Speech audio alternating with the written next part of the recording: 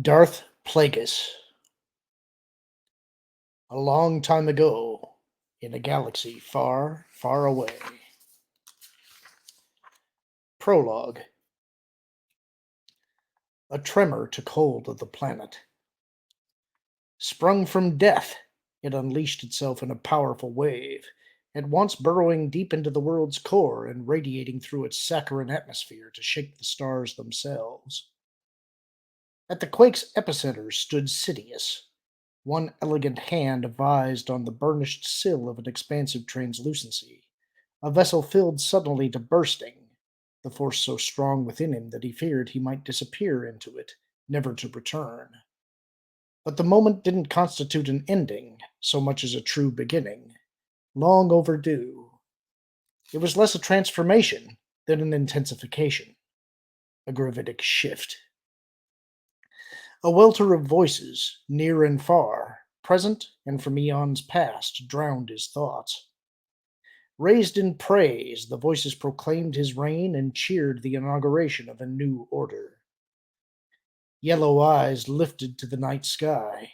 He saw the trembling stars flare, and in the depth of his being he felt the power of the dark side anoint him. Slowly, almost reluctantly, he came back to himself, his gaze settling on his manicured hands. Returned to the present, he took note of his rapid breathing, while behind him the room labored to restore order. Air scrubbers hummed, costly wall tapestries undulating in the summoned breeze. Prized carpets sealed their fibers against the spread of spilled fluids. The droid shuffled in obvious confliction. Sidious pivoted to take in the disarray. Antique furniture overturned, framed artwork askew, as if a whirlwind had swept through. And face down on the floor lay a statue of Yanjon, one of four law-giving sages of Duarte, a piece Sidious had secretly coveted. Also sprawled there, Plagueis, his slender limbs splayed and elongated head turned to one side, dressed in finery as for a night on the town, and now dead. Or was he? Uncertainty rippled through Sidious, rage returning to his eyes. A tremor of his own making, or one of forewarning? Was it possible that the wily moon had deceived him? Had Plagueis unlocked the key to immortality and survived after all? Never mind that it would constitute a petty move for one so wise, for one who had professed to place the grand plan above all else. Had Plagueis become ensnared in a self-spun web of jealousy and possessiveness, victim of his own engineering, his own foibles? If he hadn't been concerned for his own safety, Sidious might have pitied him. Wary of approaching the corpse of his former master, he called on the Force to roll the aged moon onto his back. From that angle, Plagueis looked almost as he had when Sidious first met him, decades earlier. Smooth, hairless cranium, humped nose with its bridge flattened as if from a shockball blow, and its sharp tip pressed almost to his upper lip, jutting lower jaw, sunken eyes still brimming with menace, a physical characteristic rarely encountered in a moon. But then Plagueis had never been an ordinary moon, nor an ordinary being of any sort. Sidious took care, still reaching out with the Force. On closer inspection, he saw that Plagueis's already cyanotic flesh was smoothing out, his features relaxing. Faintly aware of the whir of air scrubbers and sounds of the outside world infiltrating the luxurious suite, he continued the vigil. Then, in relief, he pulled himself up to his full height and let out his breath. This was no Sith trick. Not an instance of feigning death, but one of succumbing to its cold embrace. The being who had guided him to power was gone. Wry amusement narrowed his eyes. The moon might have lived another 100 years unchanged. He might have lived forever had he succeeded fully in his quest. But in the end, though he could save others from death, he had failed to save himself. A sense of supreme accomplishment puffed Sidious's chest, and his thoughts unreeled. Well then, that wasn't nearly as bad as we thought it might be. Rarely did events play out as imagined in any case. The order of future events was transient. In the same way that the past was reconfigured by selected memory, future events too were moving targets. One could only act on instinct, grab hold of an intuited perfect moment, and spring into action. One heartbeat late, and the universe would have recomposed itself, no imposition of will sufficient to forestall the currents. One could only observe and react.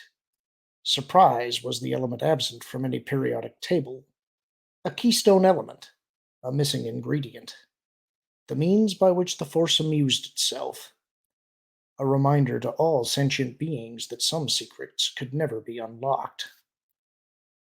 Confident that the will of the dark side had been done, he returned to the suite's window wall. Two beings in a galaxy of countless trillions, but what had transpired in the suite would affect the lives of all of them. Already the galaxy had been shaped by the birth of one, and henceforth would be reshaped by the death of the other. But had the change been felt and recognized elsewhere? Were his sworn enemies aware that the Force had shifted irrevocably? Would it be enough to rouse them from self righteousness? He hoped not. For now, the work of vengeance could begin in earnest. His eyes sought and found an ascending constellation of stars, one of power and consequence new to the sky, though soon to be overwhelmed by dawn's first light. Low in the sky over the flatlands, visible only to those who knew where and how to look, it ushered in a bold future. To some, the stars and planets might seem to be moving as ever, destined to align in configurations calculated long before their fiery births. But in fact, the heavens had been perturbed, tugged by dark matter into novel alignments. In his mouth, Sidious tasted the tang of blood. In his chest, he felt the monster rising, emerging from shadowy depths and contorting his aspect into something fearsome just short of revealing itself to the world. The dark side had made him its property, and now he made the dark side his. Breathless, not from exertion, but from the sudden inspiration of power, he let go of the sill and allowed the monster to writhe through his body like an unbroken beast of rage or prairie. Had the Force ever been so strong in anyone? Sidious had never learned how Plagueis' own master had met his end. Had he died at Plagueis' hand? Had Plagueis, too, experienced a similar exultation on becoming a sole Sith Lord? Had the beast of the end time risen them to peek at the world it was to inhabit, knowing its release was imminent? He raised his gaze to the ecliptic. The answers were out there, coded in light, speeding through space and time. Liquid fire coursing through him, visions of past and future riffing through his mind. He opened himself to the reconfigured galaxy, as if in an effort to peel away the decades. Part 1. Enlistment. 67 to 65 years before the Battle of Yavin. Chapter 1. The Underworld. 47 standard years before the harrowing reign of Emperor Palpatine, Bal'demnic was nothing more than an embryonic world in the Outer Rim's Aural sector, populated by reptilian sentients who expressed as little tolerance for outsiders as they did for one another. Decades later, the planet would have a part to play in galactic events, its own wink of historical notoriety. But in those formative years that presaged the Republic's ineluctable slide into decadence and turmoil, Bal'demnic was of interest only to xenobiologists and cartographers. It might even have escaped the notice of Darth Plagueis, for whom remote worlds held a special allure, had his master, Tenebrous, not discovered something special about the planet. Darth Bane would appreciate our efforts, the Sith Master was telling his apprentice as they stood side by side in the crystalline cave that had drawn them across the stars. A Bith, Tenebrous was as tall as Plagueis and nearly as cadaverously thin. To human eyes, his bilious complexion might have made him appear as haggard as the pallid moon, but in fact both beings were in robust health. Though they conversed in basic, each was fluent in the other's native language. Darth Bane's early years, Plagueis said through his transpirator mask, carrying on the ancestral business, as it were. Behind the faceplate of his own mask, Tenebrous' puckered lips twitched in disapproval. The breathing device looked absurdly small on his outsized cleft head, and the convexity of the mask made the flat discs of his lidless eyes look like close-set holes in his pinched face. Bane's seminal years, he corrected. Plagueis weathered the gentle rebuke. He had been apprenticed to Tenebrous for as many years as the average human might live, and still Tenebrous never failed to find fault when he could. What more appropriate way for us to close the circle than by mimicking the Sithari's seminal efforts, Tenebrous continued. We weave ourselves into the warp and weft of the tapestry he created. Plagueis kept his thoughts to himself. The aptly named Darth Bane, who had redefined the Sith by limiting their number and operating from concealment, had mined cortosis as a youth on Aptaros long before embracing the tenets of the dark side. Apatros, rather. In the 1,000 years since his death, Bane had become deified, the powers attributed to him legendary. And indeed, what more appropriate place for his disciples to complete the circle, Plagueis told himself, than in profound obscurity, deep within the escarpment that walled an azure expanse of Bal'demnic's northern sea. The two Sith were outfitted in environment suits that protected them from scorching heat and noxious atmosphere. The cave was crosshatched by scores of enormous crystals that resembled glowing lances thrust every which way into a trick chest by a stage magician. A recent seismic event had tipped the landmass, emptying the labyrinthine cave system of mineral-rich waters, but the magma chamber that had kept the waters simmering for millions of years still heated the humid air to temperatures in excess of what even Tenebrous and Plagueis could endure unaided. Close at hand sat a stubby trek droid tasked with monitoring the progress of a mining probe that was sampling a rich vein of cortosis ore at the bottom of a deep shaft. A fabled ore, some called it, owing to its scarcity, but even more for its intrinsic ability to diminish the effectiveness of the Jedi lightsaber. For that reason, the Jedi Order had gone to great lengths to restrict mining and refinement of the ore. If not the bane of the Order's existence, cortosis was a kind of irritant, a challenge to their weapon's reputation for fearsome invincibility. It was to Tenebrous's credit that the Sith had learned of Bal'demnic's rich lodes before the Jedi, who by means of an agreement with the Republic Senate had first claim to all discoveries, as they had with Adagan crystals and force-sensitive younglings of all species. But Tenebrous and the generations of Sith masters who had preceded him were privy to covert data gleaned by vast networks of informants in the Senate and the Jedi knew nothing about, including mining survey teams and weapons manufacturers. Based on the data I am receiving, the tread droid intoned, 82% of the ore is capable of being purified into weapons-grade cortosis shield. Plagueis looked at Tenebrous, who returned a nod of satisfaction. The percentage is consistent with what I was told to expect. By whom, Master? Of no consequence, Tenebrous said. Strewn about the superheated tunnel were broken borer bits, expended gasifiers, and clogged filtration masks, all abandoned by the exploratory team that had sunk the shaft several standard months earlier. From the shaft's broad mouth issued the repeated reports of the probe droid's hydraulic jacks. Music to Tenebrous's auditory organs, Plagueis was certain. Can you not share your plans for this discovery? In due time, Darth Plagueis.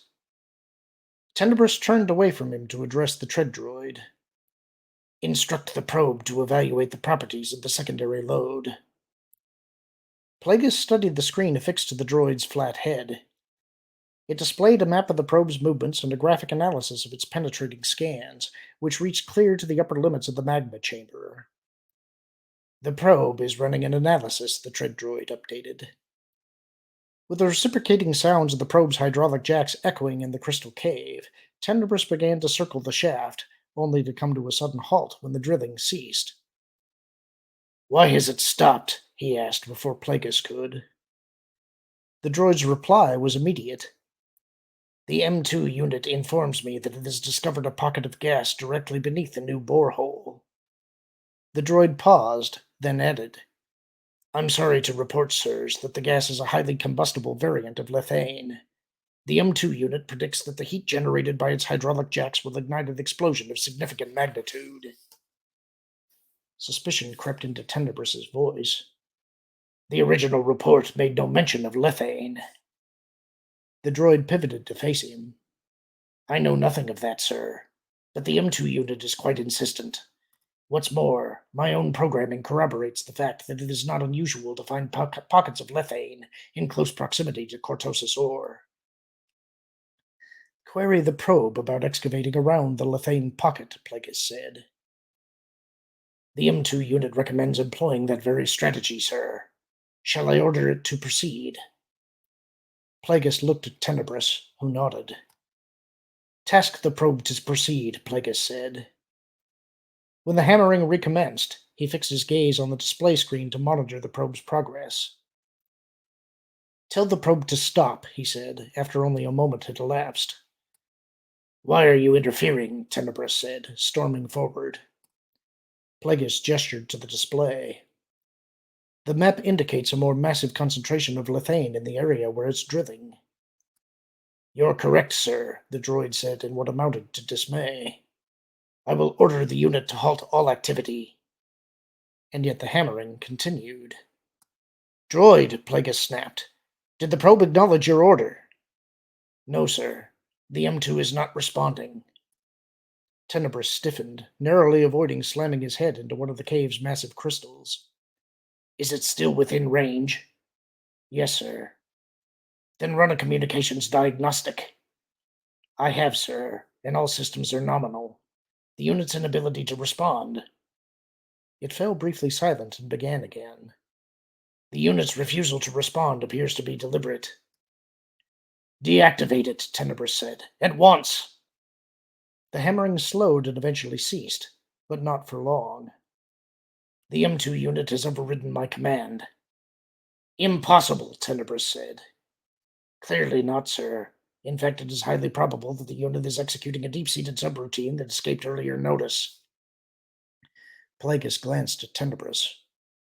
Who procured the probe? This isn't the time for questions. The probe is about to breach the pocket. Hastening to the rim of the circular shaft, the two Sith removed their gloves and aimed their long-fingered, unprotected hands into the inky darkness. Instantly, tangles of blue electrical energy discharged from their fingertips, raining into the borehole. Strobing and clawing for the bottom, the vigorous bolts coruscated into the lateral corridor the probe had excavated. Crackling sounds spewed from the opening long after the Sith had harnessed their powers. Then the repetitive strikes of the jackhammer began once more. It's the ore, Tenebrous said. There's too much resistance there. Plagueis knew what needed to be done. I'll go down, he said, and was on the verge of leaping into the shaft when Tenebrous restrained him. This can wait. We're returning to the grotto. Plagueis hesitated, then nodded. As you say, Master. Tenebrous swung to the droid. Continue your attempts to deactivate the unit. I will, sir. To do that, however, I will need to remain here. What of it? Tenebrous said, cocking his head to one side. Should I fail in my efforts, the ensuing explosion will surely result in my destruction. Plagueis understood.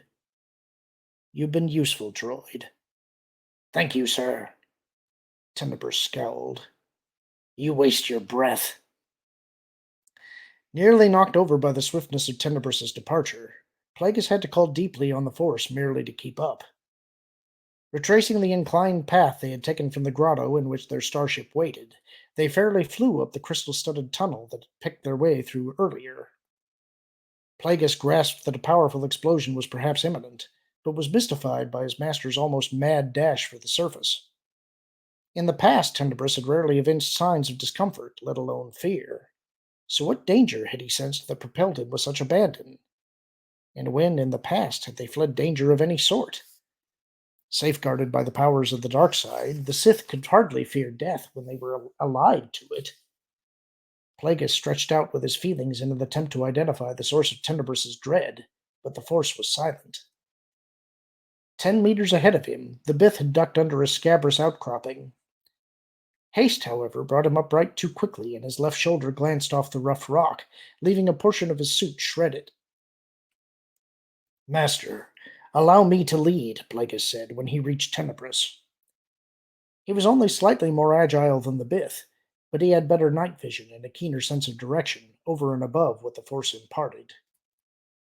His pride wounded more than his shoulder, Tenebrous waved off the offer. "Be mindful of your place." Regaining his balance and composure, he streaked off. But at the fork in the tunnel, he took the wrong turn. "This way, master," Plagueis called from the other corridor, but he stopped to surrender the lead. Closer to the surface, the tunnels opened into caverns the size of cathedrals, smoothed and hollowed by rainwater that still surged in certain seasons of Bal'demnic's long year. In pools of standing water darted various species of blind fish. Overhead, hawkbats took panicked flight from their roosting places in the stifled ceiling. Natural light in the far distance prompted the two Sith to race for the grotto, but even so, they were a moment late. The gas explosion caught up with them just as they were entering the light-filled cavity at the top of the escarpment. From deep in the tunnel resounded a squealing electronic wail, and at the same time, almost as if the cave system were gasping for breath, a searing wind tore down from a perforation in the grotto's arched ceiling through which the ship had entered. A muffled but ground-heaving detonation followed, then a roiling fireball that was the labyrinth's scorching exhalation. Whirling to the tunnel they had just exited and managing somehow to remain on his feet, Tenebrous conjured a force shield with his waving arms that met the fireball and contained it, thousands of flaming hawkbats spiraling within the tumult like wind-blown embers. A few meters away, Plagueis, hurled face first into the ground by the intensity of the vaporizing blast, lifted his head in time to see the underside of the domed ceiling begin to shed enormous slabs of rock. Directly below the plummeting slabs sat their starship. "Master," he said, scrambling to his feet with arms lifted in an attempt to hold the rocks in midair.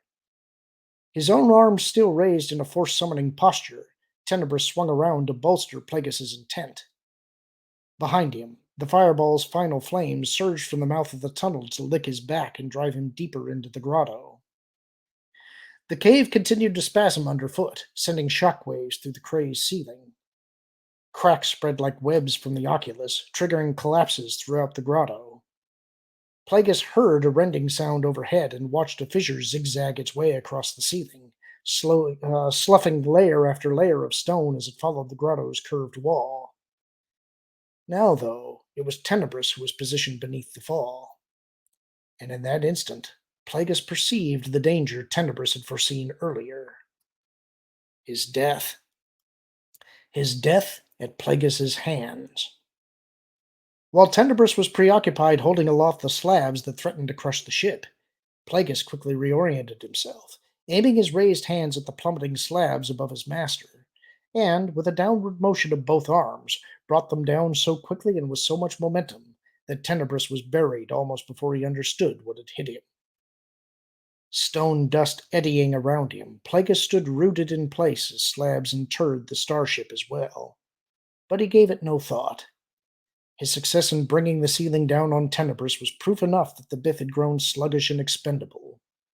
Otherwise, he would have divined the true source of the danger he had sensed, and Plagueis would be the one pressed to the floor of the grotto, head cracked open like an egg and chest cavity pierced by the pointed ends of a fallen stalactite. His race to Tenebrous's side was informed as much by excitement as charade. "Master," he said, genuflecting and removing his and Tenebrous's respirators. His hands pawed at the stones, removing some of the crushing weight, but Tenebrous's single lung was pierced, and blood gurgled in his throat. Ragged tears in the sleeves of the environment suit revealed esoteric body markings and tattoos. "Stop, apprentice," Tenebrous strained to say. "You're going to need all your strength." "I can bring help. There's time." "I'm dying, Darth Plagueis. There's time only for that." Plagueis held the Bith's pained gaze. "I did all that I could, master." Tenebrous interrupted him once more. "To be strong in the Force is one thing, But to believe oneself to be all-powerful is to invite catastrophe. Remember that even in the ethereal realm we inhabit, the unforeseen can occur. A stuttering cough silenced him for a moment.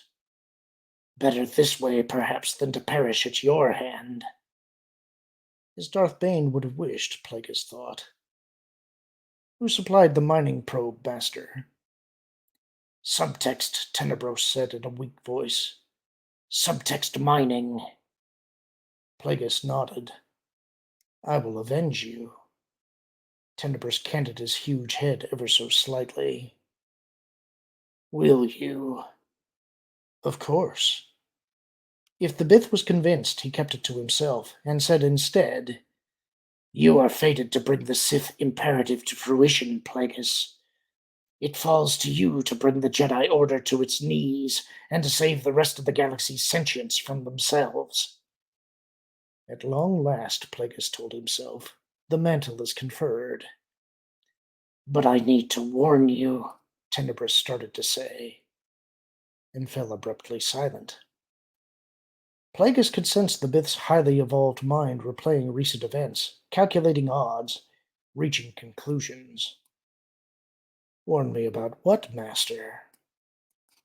Tenebrous's black eyes shone with yellow light, and his free hand clutched at the ring collar of Plagueis's envirosuit. You! Plagueis pried the Bith's thin hand from the fabric and grinned faintly. Yes, Master. Your death comes at my bidding. You said yourself that perpetuation with purpose is the way to victory, and so it is. Go to your grave knowing that you are last of the old order and the vaunted rule of two, and that the new order begins now, and will for 1,000 years remain in my control. Tenebrous coughed spittle and blood.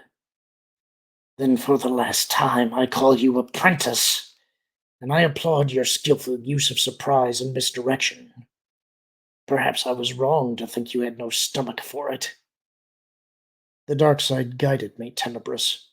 You sensed it, but your lack of faith in me clouded your thoughts. The Bith's head bobbed in agreement. Even before we came to Bal'demnic. And yet we came. Because we were fated to. Tenebrous paused, then spoke with renewed urgency. But wait. The ship! Crushed, as you are. Tenebrous's anger stabbed at Plagueis.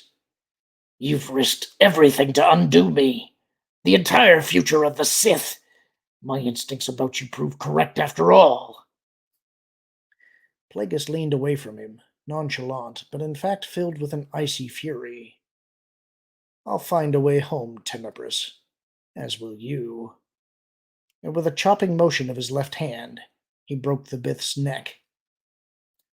Tenebrous was paralyzed and unconscious, but not yet dead. Plagueis had no interest in saving him, even if it were possible, but he was interested in observing the behavior of the Bith's midichlorians as life ebbed. The Jedi thought of the cellular organelles as symbionts, but to Plagueis, midichlorians were interlopers, running interference for the Force and standing in the way of a being's ability to contact the Force directly. Through years of experimentation and directed meditation, Plagueis had honed an ability to perceive the actions of midichlorians, though not yet the ability to manipulate them. Manipulate them, say, to prolong Tenebrous's life. Looking at the Bith through the Force, he perceived that the midichlorians were already beginning to die out, as were the neurons that made up Tenebrous's lofty brain and the muscle cells that powered his once able heart. A common misconception held that midichlorians were force-carrying particles, when in fact they functioned more as translators, interlocutors of the will of the Force. Plagueis considered his long-standing fascination with the organelles to be as natural as had been Tenebrous's fixation on shaping the future. Where Bith intelligence was grounded in mathematics and computation, Moon intelligence was driven by a will to profit. As a Moon, Plagueis viewed his allegiance to the Force as an investment that could, with proper effort, be maximized to yield great returns. True, too, to Moon physiology and tradition, he had through the decades hoarded his successes and never once taken Tenebrous into his confidence. The Bith's moribund midichlorians were winking out, like lights slowly deprived of a power source, and yet Plagueis could still perceive Tenebrous in the Force. One day he would succeed in imposing his will on the midichlorians to keep them aggregate, but such speculations were for another time. Just now Tenebrous and all he had been in life were beyond Plagueis's reach. He wondered if the Jedi were subsumed in similar fashion. Even in life, did midichlorians behave in a Jedi as they did in a devotee of the dark side? Were the organelles invigorated by different impulses, prompted into action by different desires? He had encountered many Jedi during his long life, but he had never made an attempt to study one in the same way he appraised Tenebrous now, out of concern for revealing the power of his alliance with the dark side. That too might have to change. Tenebrous died while Plagueis observed. In Bane's age, a Sith might have had to guard against an attempted essence transfer by the deceased, a leap into the consciousness of the Sith who survived, but those times were long past and of no relevance. Not since the teachings had been sabotaged, the technique lost. The last Sith possessed of the knowledge had been inexplicably drawn to the light side and killed, taking the secret process with him.